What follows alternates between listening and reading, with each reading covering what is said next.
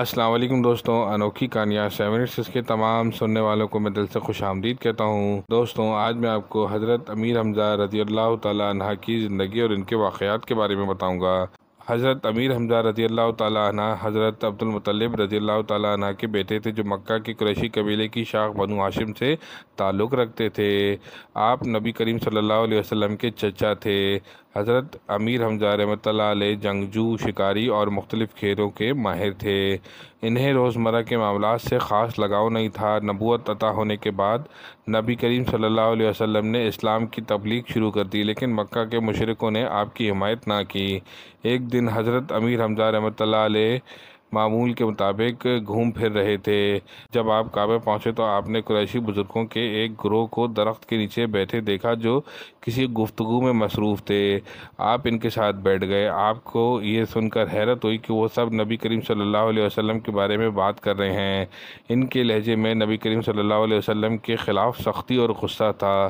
آپ یہ سن کر اور زیادہ پریشان ہو گئے۔ دن گزرتے چلے گئے اور حضرت امیر حمزہ رضی اللہ تعالیٰ عنہ قریش کے لوگوں سے نبی کریم صلی اللہ علیہ وسلم کے بارے میں ایسی باتیں سنتے رہے۔ قریش کے لوگوں میں یہ باتیں بڑھتی گئیں اور ان کا غصہ بھی بڑھتا گیا۔ حضرت امیر حمزہ رضی اللہ تعالیٰ عنہ ان باتوں کے مقابلے میں نبی کریم صلی اللہ علیہ وسلم کی ثابت قدمی سے متاثر ہوئے۔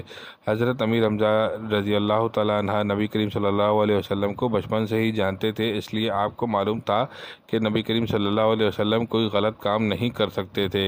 ایک دن نبی کریم صلی اللہ علیہ وسلم صفا کی پہاڑی کے دامن میں عبادت کر رہے تھے، تب قریش کے ایک سردار ابو جہل وہاں سے گزرا۔ جب ابو جہل نے دیکھا کہ نبی کریم صلی اللہ علیہ وسلم اکیلے ہیں تو اس نے موقع سے فائدہ اٹھانا چاہا۔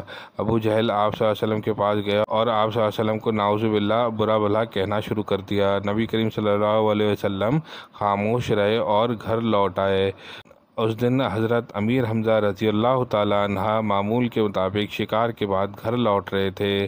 ان کے ہاتھ میں ان کی کمان تھی۔ تبھی ابو جہل کی نوکرانی چیختی ہوئی آئی آپ کے پاس اور کہا کہ اے حمزہ، کیا آپ نے دیکھا کہ ابو جہل نے آپ کے بھتیجے کے ساتھ کیا کیا؟ اس نے تمام واقعہ حضرت امیر حمزہ رضی اللہ تعالیٰ عنہ کو سنایا، جس پر حضرت امیر حمزہ رضی اللہ تعالیٰ عنہ کو غصہ آیا اور وہ ابو جہل سے لڑنے کے لیے کعبہ پہنچ گئے، جہاں ابو جہل دوسرے سرداروں کے ساتھ بیٹھا تھا۔ حضرت حمزہ رضی اللہ تعالیٰ اس کے قریب پہنچتے ہی شیر کی طرح اس پر گرج پڑے۔ حضرت امیر حمزہ رضی اللہ تعالیٰ عنہ نے ابو جہل کو اپنی کمان سے مارا اور یہاں تک کہ اس کے جسم سے خون بہنے لگا۔ آپ نے کہا کہ تم نے میرے بھتیجے کے سامنے بولنے کی جرأت کیسے کی؟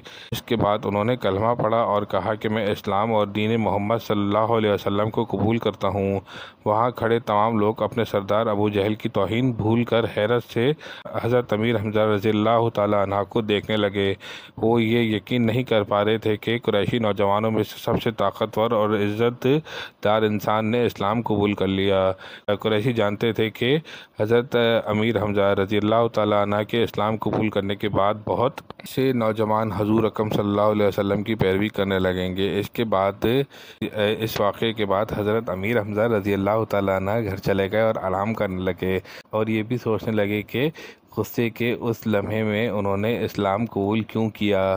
یہ تو سچ تھا، وہ اپنے بھتیجے کی توہین برداشت نہیں کر سکتے تھے، لیکن وہ اس الجھن میں تھے کہ کیا انہوں نے اسلام قبول کر کے صحیح کیا، جبکہ وہ ابھی تک اسلام کی تعلیمات سے واقف نہ تھے اور نہ ہی اس کا علم حاصل کرنے کی کوشش کی تھی۔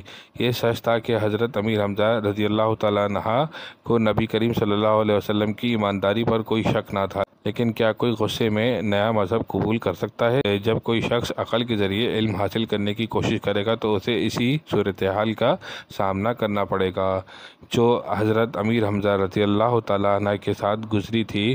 حضرت امیر حمزہ رضی اللہ تعالیٰ عنہ کعبہ گئے اور انہوں نے اللہ تعالیٰ سے سیدھا راستہ دکھانے کی التجا کی۔ اللہ نے ان کی دعا قبول کی اور انہیں اپنے سوالات کا جواب مل گیا۔ اللہ نے ان کے دل کو ایمان سے روشن کر دیا۔ صبح ہوتے ہی وہ حضرت محمد صلی اللہ علیہ وسلم کے پاس گئے اور آپ صلی اللہ علیہ وسلم کو اسلام قبول کرنے کے بارے میں بتایا۔ یہ سن کر اللہ کے نبی صلی اللہ علیہ وسلم بہت خوش ہوئے اور آپ صلی اللہ علیہ وسلم نے دعا کی کہ اللہ ان کے دل میں اسلام کو ہمیشہ زندہ رکھے۔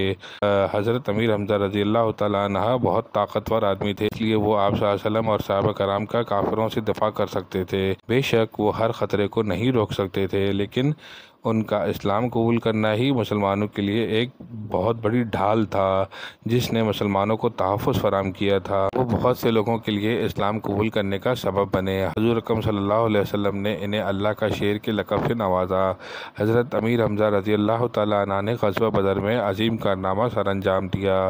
زخمی کافر جنگ کے میدان سے بھاگ تو گئے لیکن آسانی سے شکست قبول کرنے والے نہ تھے، لہٰذا انہوں نے ایک نئی جنگ کی تیاری کرنا شروع کر دی۔ انہوں نے حضرت امیر حمزہ رضی اللہ تعالیٰ عنہ کو شہید کرنے کا منصوبہ بنایا۔ وحشی نامی ایک حبشی غلام تھا جو نیزہ چلانے میں بہت مہارت رکھتا تھا۔ وہ اپنے نیزے سے دور سے بھی بڑی مہارت سے وار کر سکتا تھا۔ کافروں نے اسے بہت سے تحفے تحائف دیے اور کہا کہ اگر اس نے حضرت امیر حمزہ رضی اللہ تعالیٰ عنہ کو شہید کر دیا تو اسے آزاد کر دیا جائے گا۔ کافروں نے اسے بتایا کہ جنگ میں اس کا نشانہ صرف حضرت امیر حمزہ رضی اللہ تعالیٰ عنہ ہوں گے اور جنگ میں کچھ بھی ہو اسے صرف حضرت امیر حمزہ رضی اللہ تعالیٰ عنہ کو شہید کرنا ہوگا۔ کافروں میں جنگ کا جذبہ بڑھانے میں سب سے زیادہ ہندہ بنت عتبہ کا ہاتھ تھا۔ وہ کسی بھی قیمت پر حضرت امیر حمزہ رضی اللہ تعالیٰ عنہ کو شہید کروانا چاہتی تھی۔ اس نے جنگ سے پہلے وحشی کو خوب بھڑکایا اور اس سے وعدہ کیا کہ اگر اس نے حضرت امیر حمزہ رضی اللہ تعالیٰ عنہ کو شہید کر دیا تو وہ اسے زیورات سے نواز دے گی۔ دونوں فوجیں احد کے پہاڑ پر اکٹھی ہوئیں۔ حضرت امیر حمزہ رضی اللہ تعالیٰ عنہ نے جنگ کا لباس پہنا ہوا تھا۔ وہ کسی شیر کی طرح دکھائی دے رہے تھے۔ انہوں نے غزوہ احد بڑی بہادری سے لڑی۔ مسلمان فتح حاصل کر رہے تھے۔ کافروں کی فوج نے شکست کو دیکھتے ہی پیچھے ہٹنا شروع کر دیا۔ جب مسلمانوں نے کافروں کی فوج کو پیچھے ہٹتے دیکھا تو انہوں نے مال غنیمت اکٹھا کرنا شروع کر دیا۔ اب کافروں کے ایک دستے نے مسلمانوں پر پیچھے سے حملہ کر دیا۔ حضرت امیر حمزہ رضی اللہ تعالیٰ عنہ نے جب یہ دیکھا تو انہوں نے اپنی ہمت اور طاقت کو اکٹھا کیا اور کافروں کی فوج پر برس پڑے۔ اس دوران وحشی ایک درخت کے پیچھے چھپ کر حضرت امیر حمزہ رضی اللہ تعالیٰ عنہ کے آنے کا انتظار کرنے لگا۔ جب اس نے دیکھا کہ حضرت امیر حمزہ رضی اللہ تعالیٰ عنہ قریب آ گئے تو اس نے اپنا نیزہ لیا اور حضرت امیر حمزہ رضی اللہ تعالیٰ عنہ کے دل کا نشانہ لیتے ہوئے نیزہ پھینک دیا۔ نیزہ حضرت امیر حمزہ رضی اللہ تعالیٰ عنہ کی پشت میں جا کر لگا اور کچھ ہی لمحوں میں حضرت امیر حمزہ رضی اللہ تعالیٰ عنہ شہید ہو۔ پھر وہ آپ کے قریب پہنچا، اپنا نیزہ لیا اور میدان جنگ سے فرار ہو گیا۔ حضور صلی اللہ علیہ وسلم حضرت امیر حمزہ رضی اللہ تعالیٰ عنہ کی شہادت پر بہت غمزدہ ہوئے اور انہیں اللہ کا شیر اور شہیدوں کا سردار کے لقب سے نوازا۔ دوستوں، یہ تھا حضرت امیر حمزہ رضی اللہ تعالیٰ عنہ کا واقعہ۔ اگر آپ کو یہ واقعہ اچھا لگے تو اس کو لائک کیجیے، شیئر کیجیے اور میرے چینل انوکھی کہانیاں 7 اور 6 کو سبسکرائب کیجیے۔ السلام علیکم دوستوں۔